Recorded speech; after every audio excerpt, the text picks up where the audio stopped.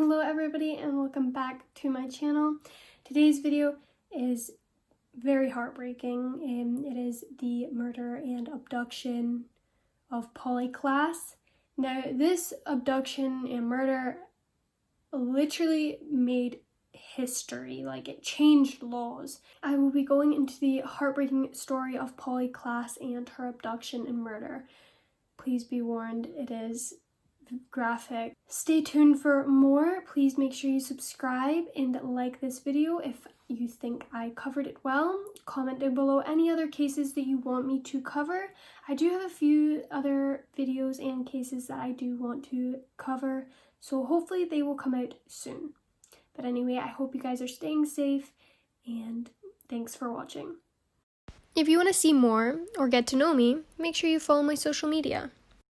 Polly Hannah Klaas was born on January 3rd, 1981 in Fairfax, California. It was October 1st, 1993. Polly Klaas and her two friends were having a slumber party at Polly's mom's house. Around 10:30 p.m., a stranger entered her bedroom, carrying a knife. At first, Polly's friends thought it was a prank, because who's this random man that's just came into Polly's own home? Sadly, however, they realized quickly that it was not a prank. The stranger told them to not make a sound and tied the girls up and put pillowcases over their heads. He then told the girls to count to 1,000 and he kidnapped Polly, who was shoeless and only in her pajamas. Once it was deemed safe, the friends worked to untie themselves. The stranger managed to creep by Polly's sleeping mother. When the girls were able to free themselves, they ran straight into Polly's mother's room to tell her what happened. She immediately called the police. When police were conducting interviews with neighbors, they reported that they did see a man lurking outside Polly's home for an hour and a half, but they didn't think to report it. The neighbors and the two girls that were staying were able to both describe the man in a very similar fashion. When investigators were searching Polly's room, they found a partial palm print that was on her bunk bed that did not match any of the visitors or family members. Unfortunately, during the time of Polly's disappearance, FBI only had a fingerprint database. Pulling up palm prints were very uncommon. So this meant the palm print was only really effective once they had a suspect to try it against. The internet was used to help search for Polly. This had never happened before in a missing persons case. The day after Polly was kidnapped, Gary French and Bill Rhodes contacted the police department to inform them that Polly's missing child poster could be digitalized, resulting in a much clearer and recognizable image. Previously, missing child posters were blurry reproductions that were photocopied, faxed, and hand distributed. French and Rhodes joined up with Larry Magid, who contacted several internet networks with worldwide clientele of more than 20 million users. Polly's missing child poster soon received a far wider distribution than any previous missing child poster.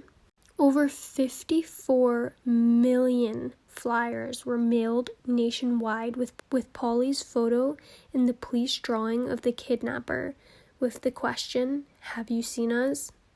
4,000 volunteers helped search for Polly. The ground search for Polly covered over 1,000 square miles, and the air search covered over 3,000 square miles. For the first time ever, the missing child search areas were recorded on CAD maps. The people in Petaluma and surrounding communities and also local businesses banded together and formed the Polly Klaas Search Center. Men, women, and children came by the dozens to do what they could. The celebrity Winona Ryder, who was also raised in Petaluma, offered $200,000 reward for Polly's safe return. She later starred in a film version of Little Woman and dedicated it to Polly's memory because it was Polly's favorite book. 48 hours after the abduction of Polly, her father, Mark, got a call. It sounded eerily like Polly, and she told her father that she was in a hotel room somewhere and that her abductor had stepped out for a moment. Then the line went dead. This offered the first glimmer of hope that Polly was still alive. However, unfortunately, since Mark's line wasn't set up for a trace, all authorities could do was wait for another call. Then, there was a second call. This time, the FBI were ready. Just like the last call, it had sounded just like Polly. She could only talk for a short time before she had to hang up, but it was long enough for authorities to make a trace. The FBI had traced the call to a house 30 miles away. When they raided the house, they were all very confused. It was a totally normal family. There was no sign of Polly or her abductor. Then, one of the girls in the house confessed that she had been making the calls and admitted that it was a dare to impersonate Polly. The entire incident had been a cruel joke, and so far, that had been the only indication that Polly was still alive. Then, a few weeks later, after a reward had been offered for Polly's return, authorities received a call demanding a $10,000 ransom. They traced the call to a Petaluma apartment. This time, a SWAT team showed up in force, and they were not going to take any chances. Authorities and the family had been fooled once again. 20-year-old James Hurd was arrested for attempted extortion and posing as a kidnapper. There wouldn't be another break in the case until November 28th, when a woman who had trees cleared on her land called the sheriff's department to report that she found items that looked like it had been related to a kidnapping. Deputies and crime scene investigators were dispatched. One of the items found was a torn pair of ballet leggings. There was also torn scraps of fabric. The fabric was sent to the FBI crime laboratory, which was found to match the other pieces of torn fabric that were taken as evidence on the night of the kidnapping. The owner of the property recalled how 2 months ago, which was the same evening that Polly was kidnapped, 20 miles north in Santa Rosa, a babysitter on her way home noted a suspicious vehicle stuck in a ditch on her employer's private driveway. The babysitter stopped and the man approached the window, insisting she had to get out and help him. He also asked who was living in the property, which made the babysitter feel extremely uneasy. She phoned the property owner, who decided to leave with her daughter. As she drove down the long driveway to Pythian Road, she noticed the owner of the vehicle was nowhere to be seen, but his car was still there. She ended up calling the police. The APB, All Points Bulletin, regarding the kidnapping had been released just half an hour after the kidnapping had occurred. However, it only went over Channel 1.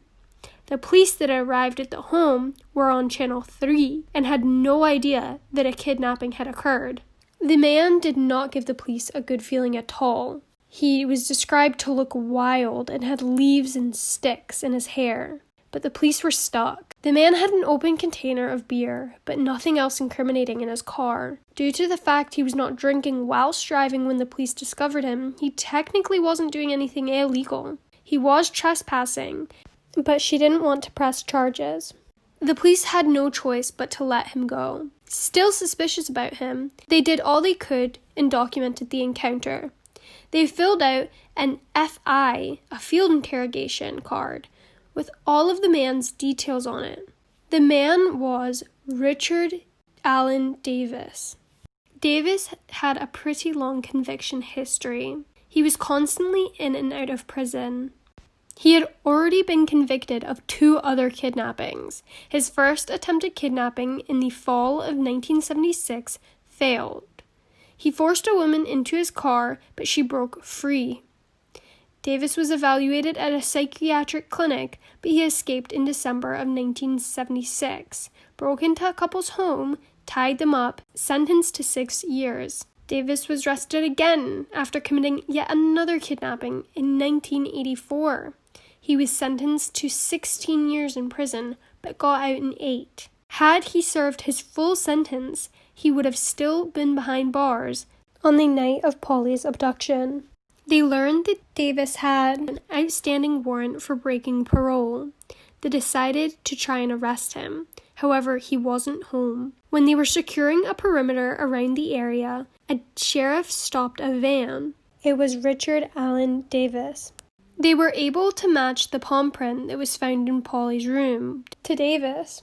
Due to Davis' particularly suspicious behavior on the night of October 1st, it is widely believed that he had hidden Polly in the bushes surrounding the house, where his car had gotten stuck in the ditch. Since he was dirty and covered in leaves, it was suggested that he had been in the bushes right before he was discovered that evening. After more searches and intense questioning, Davis finally confessed to the kidnapping and murder of Polly Klaas and led investigators to her body. He had buried her in a shallow grave just off of Highway 101. Be warned, this next part is graphic, so viewer discretion is advised. Her skull had separated from her body. Parts of her body were mummified and others were reduced to skeleton. The state of the body made it impossible to determine the exact cause of death. The examiner did say a piece of cloth and rope, each tied into loops, indicated that she was strangled. It was impossible to detect any presence of any semen. The question of a sexual assault was the main issue in trial. Davis does admit that he strangled Polly, but denies any sexual contact. The main physical evidence is an unrolled condom found near the spot off Pythian Road, where Davis was questioned by the sheriff's deputies on the night of the kidnapping.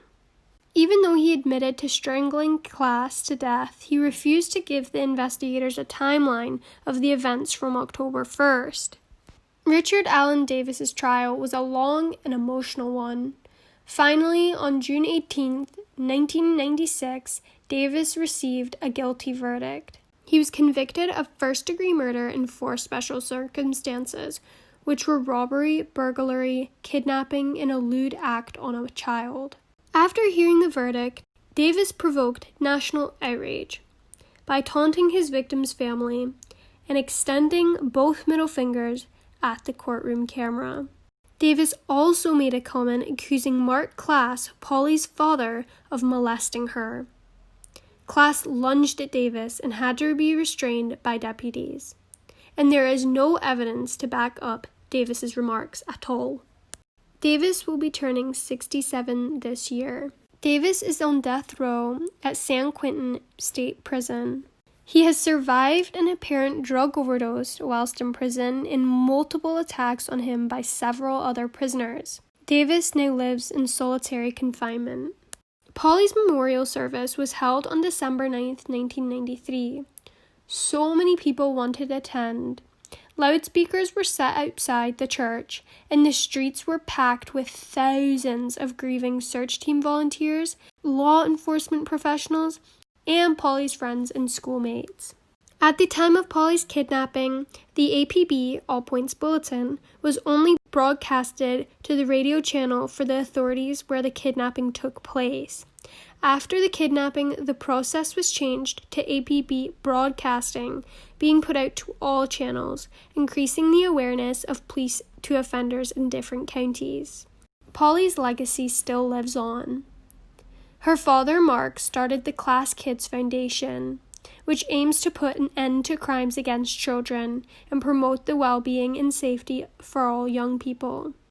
Polly's mother, Eve, sits on the board of Polly Klaas Foundation, which also strives to protect children and their families, help find children who are missing, and since the foundation was founded, it has helped over 10,000 missing children return home to their families. Many people believe the Nirvana song Polly was inspired by Polly Klaas. However, the song was inspired by 14-year-old Polly, who was kidnapped in Washington in 1983. She was repeatedly attacked and tortured. My thoughts go out to Polly's family and her friends that were also victims on that tragic night. That is the end of today's video.